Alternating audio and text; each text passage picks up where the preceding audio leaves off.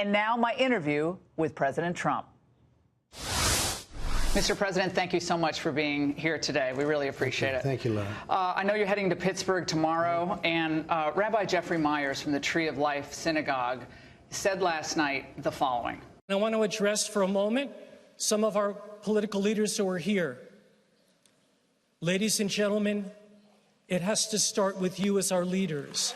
My words are not intended as political fodder. Stop the words of hate.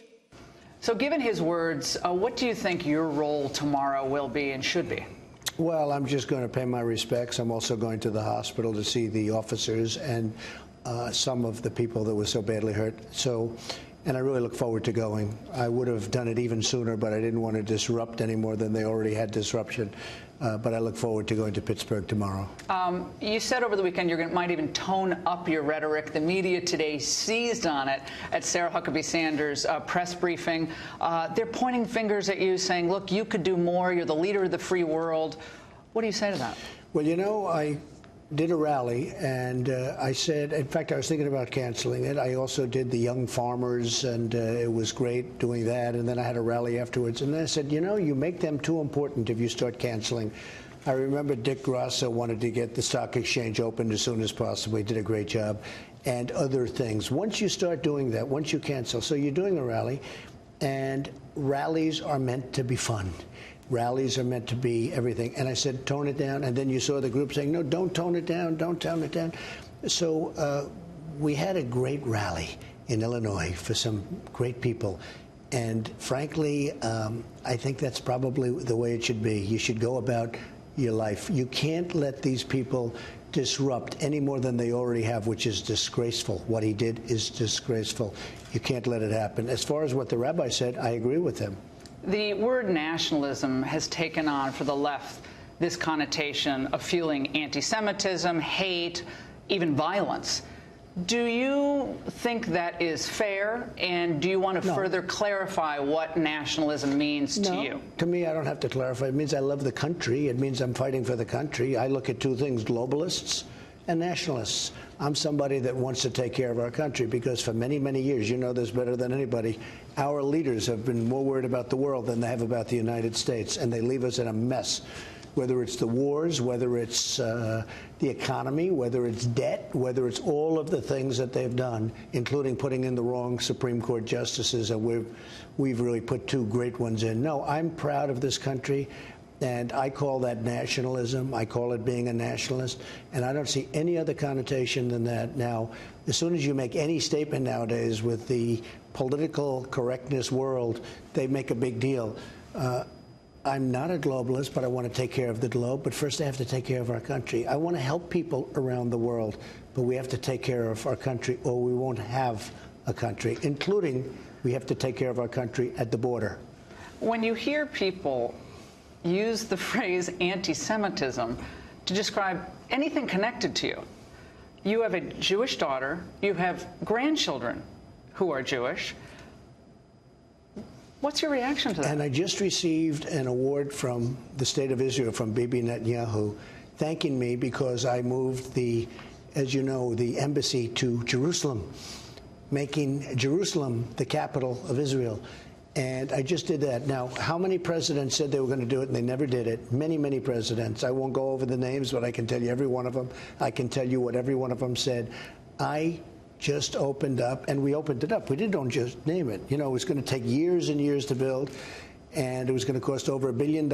I opened up a beautiful building for $400,000, already opened, saved well over $1 billion.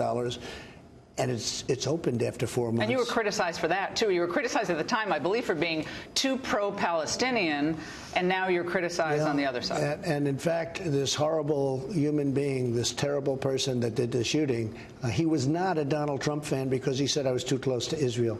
So that seemed to be his reasoning.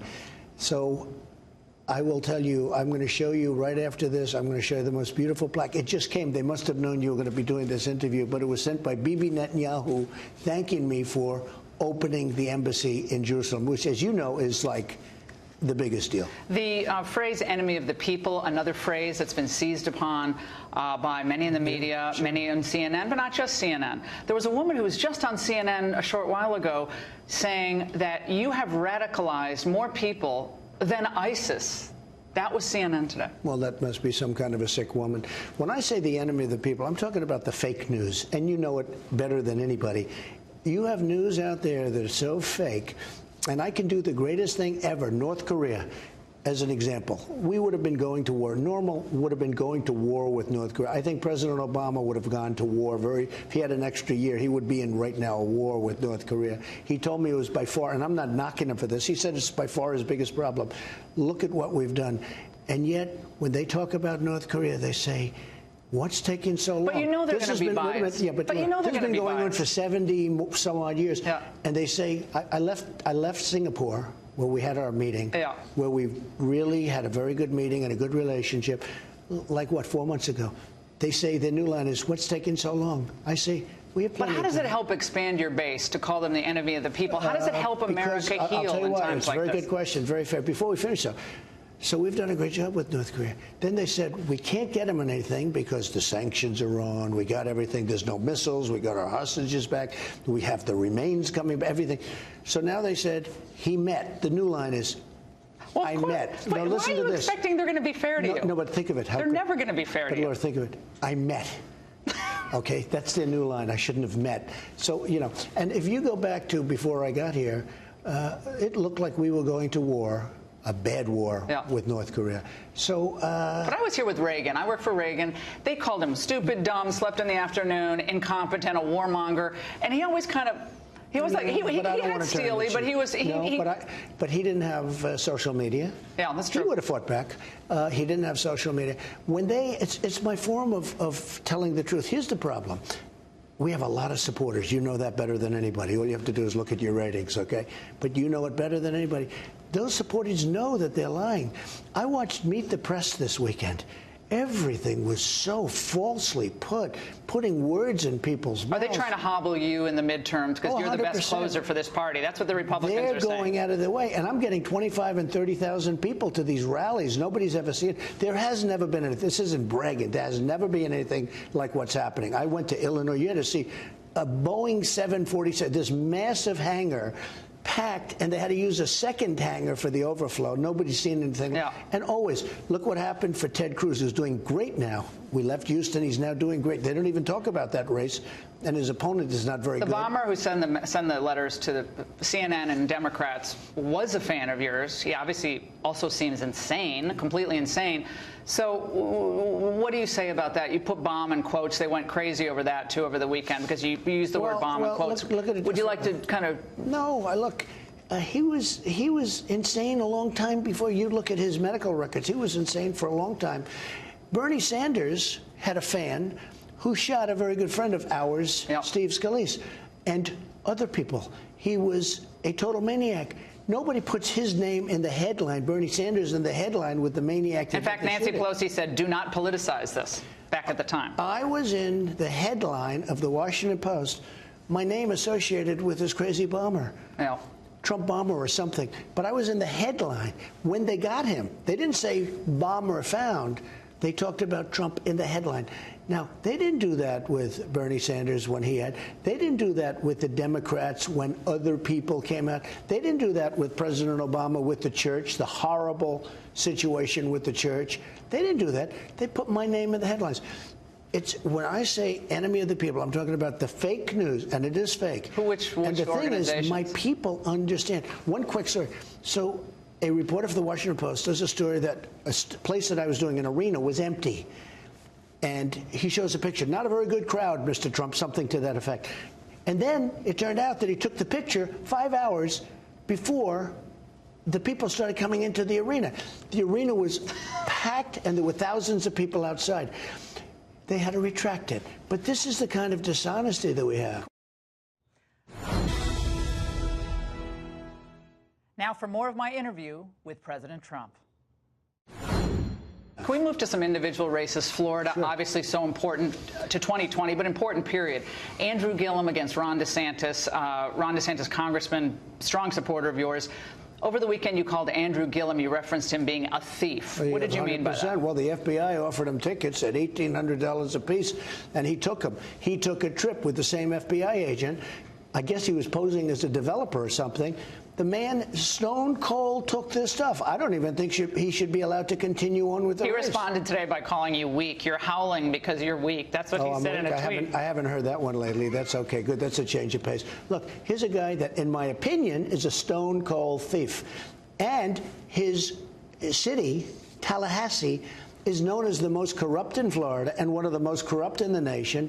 He's a disaster, and how he's even close to being tied is hard to believe. But Florida can't have. If Florida has a governor like that, and I know Florida better than I know practically anywhere, Florida will become Venezuela. It will be a disaster.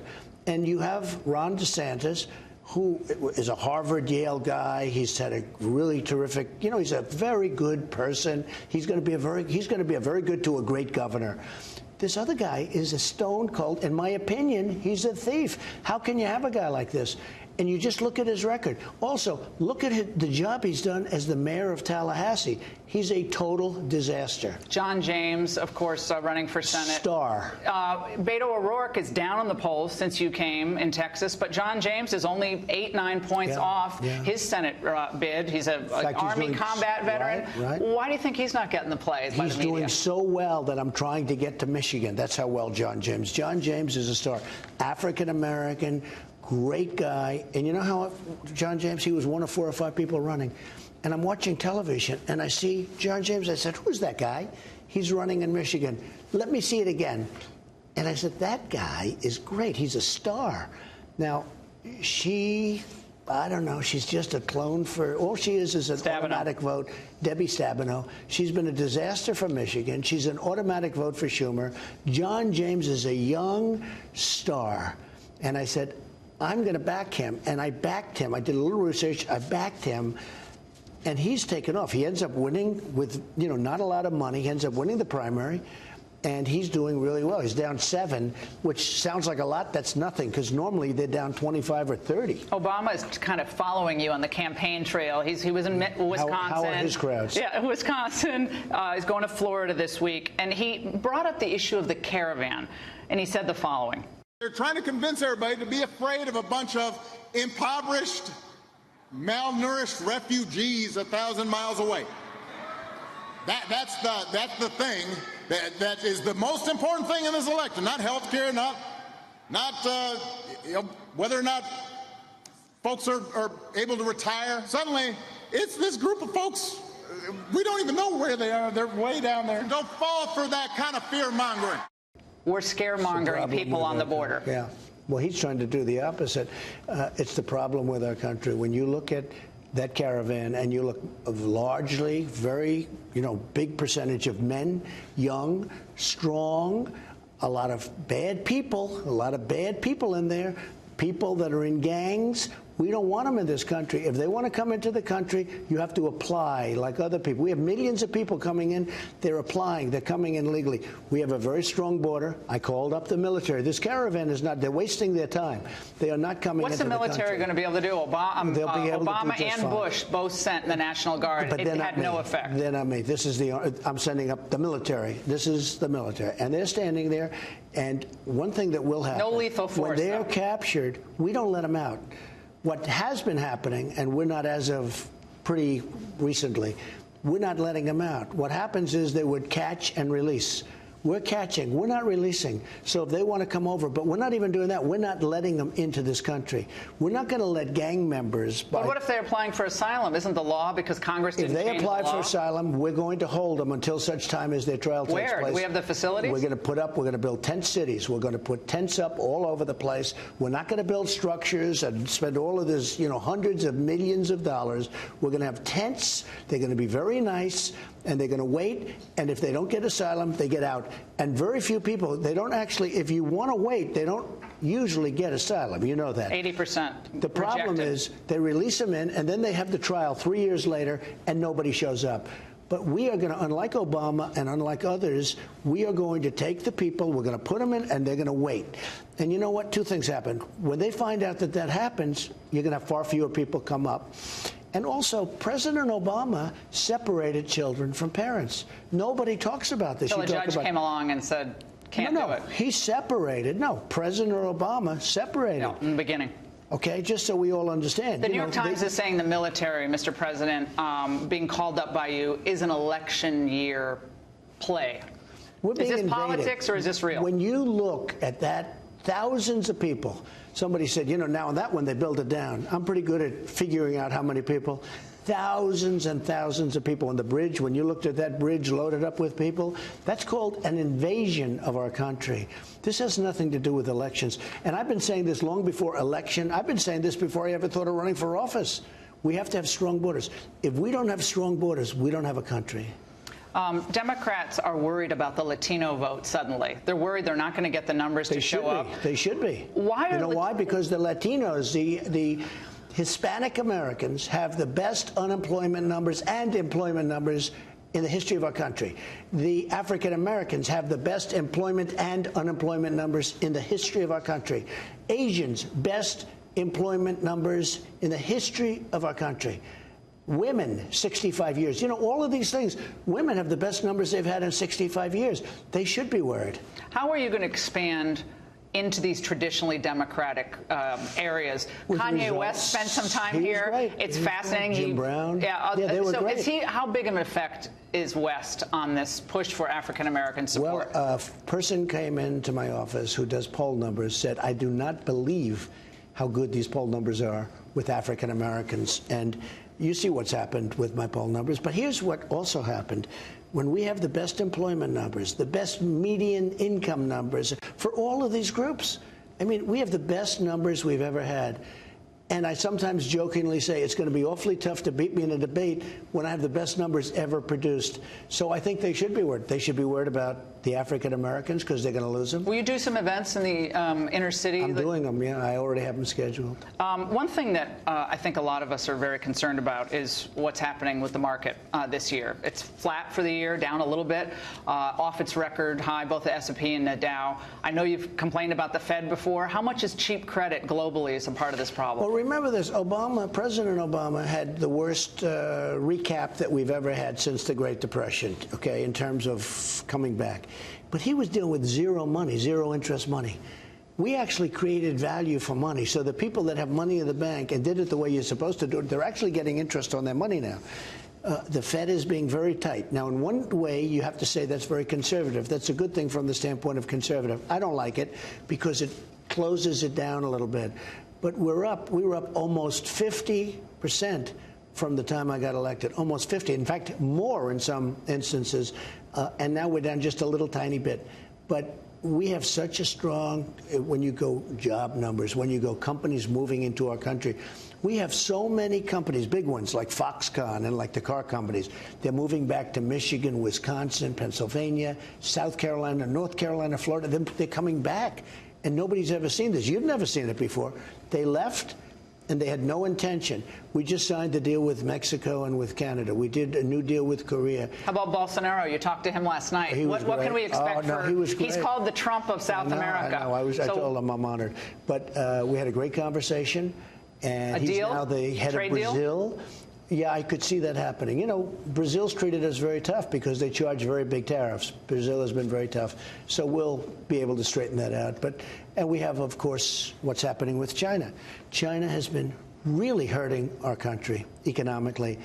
And you see, we're going to win that one. It's going to happen. We're going to win that one. How confident are you about the deal? They'd like to make a deal right now. I just say they're not ready. $250 billion additional tariffs if that deal doesn't go through. $250 billion and have $267 billion waiting to go if we can't make a deal. Are you optimistic? Scale of 1 to 10. I think that we will make a great deal with China, and it has to be great because they've drained our country. We have really helped rebuild China. They've been taking out an average of $500 billion a year for many years. Not going to happen anymore. Who's your dream person to run against in 2020? You've already raised $100 million. Dream candidate to run against. So far, I like them all. I don't see anybody. Hillary's not. Apparently, she's not down and out. I like her too. I'd be very happy with Hillary. I like them all. I don't see anybody that I wouldn't enjoy running against. And, that could happen, but I don't see it right now. A couple other questions Fox viewers really want to know. Declassifying those documents, they were kind of kicked over to the Inspector General. Why not declassify them? Get it all out. We're getting very close to doing what we have to do. I want to wait till after the election. Why are you and Rod Rosenstein such good friends now? It seems like everything's been settled. I'll tell you, I do get along, but there should have never been a special counsel, in my opinion. It's an illegal investigation, totally. A lot of people agree with me. A lot of people on your show and on other shows agree. There was no collusion. There was never any collusion. It shouldn't have ever happened. But with all of that being said, I do get along, and I have made everything available. You know why? Because I have nothing to do with Russia. Hillary was a lousy candidate, and I did a very good job. You're going to do written questions, written answers? She didn't go to Wisconsin. She didn't go to Michigan enough. She didn't do what she had to do to win. And it's just one of those things. But we have nothing to do with Russia, and I think you probably know that almost better than anybody. The written questions to Mueller's, written answers to his questions? I mean, it's ridiculous that I have to do anything because we didn't do anything. But we will probably do something, yes, where we'll respond to some questions. How's Melania doing? She's doing fantastically, really good. She's doing a great job. Just got back from Africa, and she saw some things that were very eye-opening and tremendous poverty. Tremendous poverty. So we're trying to help. Thank you, sir. Thank you very much. For your time. Thank you. Thank you. Really appreciate it.